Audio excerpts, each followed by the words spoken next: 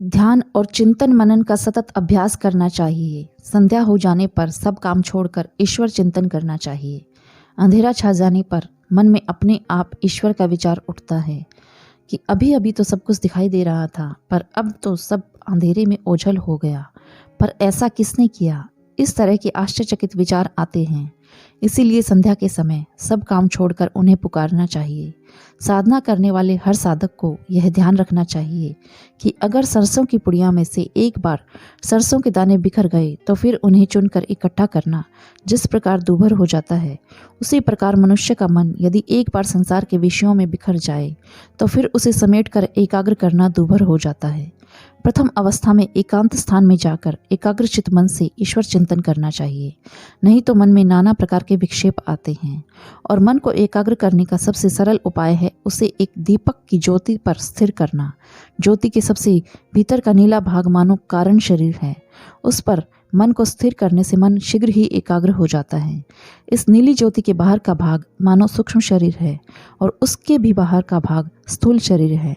और अपनी साधना का उल्लेख करते हुए रामकृष्ण परमहंस अपने भक्तों से कहा करते थे कि मैं इष्ट चिंतन और ध्यान करने से पहले इस प्रकार से कल्पना किया करता था कि मानो मन को अच्छी तरह से धो ले रहा हूँ, अर्थात मन के भीतर कोई दुर्विचार या कोई वासना हो तो ऐसी मन की मैल या गंदगी को बाहर कर मन को स्वच्छ कर लेता हूँ और इस स्वच्छ मन से ही फिर इष्ट देव को लाकर बिठा लेता हूँ।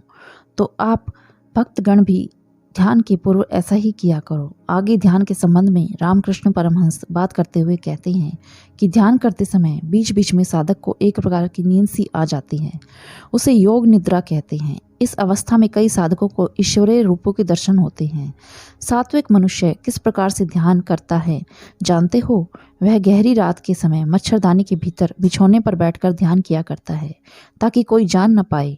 ईश्वर में बिल्कुल एक रूप हो जाओ, जैसे धातु तेजाब में गलकर एक हो जाती है। मन के स्थिर होने पर श्वास स्थिर होता है, कुंभक हो जाता है। यह कुंभक भक्ति योग के द्वारा भी होता है। तीव्र भक्ति से भी श्वास स्थिर हो जाती है। गहरे ध्यान में मनुष्य बाह्य ज्ञान रहित हो जाता है। ध्यान में इतनी एकाग्रता आ जाती है कि दूसरा कुछ भी दिखाई सुनाई नहीं देता, यहाँ तक कि स्पर्श का बोध भी नहीं रहता। इस समय यदि देह पर सांप भी चला जाए तो न तो जो ध्यान कर रहा है उसे पता चलता है और ना ही उस सांप को पता चलता है।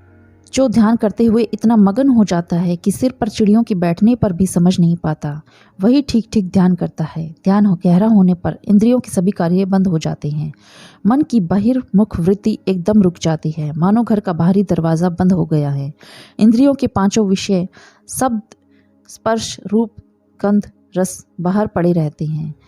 पहल ध्यान के समय इंद्रियों के सब विषय सामने आते हैं, परंतु ध्यान के गंभीर होने पर वे फिर नहीं आते, बाहर पड़े रहते हैं। तुम चाहे जिस मार्ग से जाओ, मन के स्थिर हुए बिना योग नहीं होता। मन योगी के वश में होता है, योगी कभी मन के वश में नहीं होता।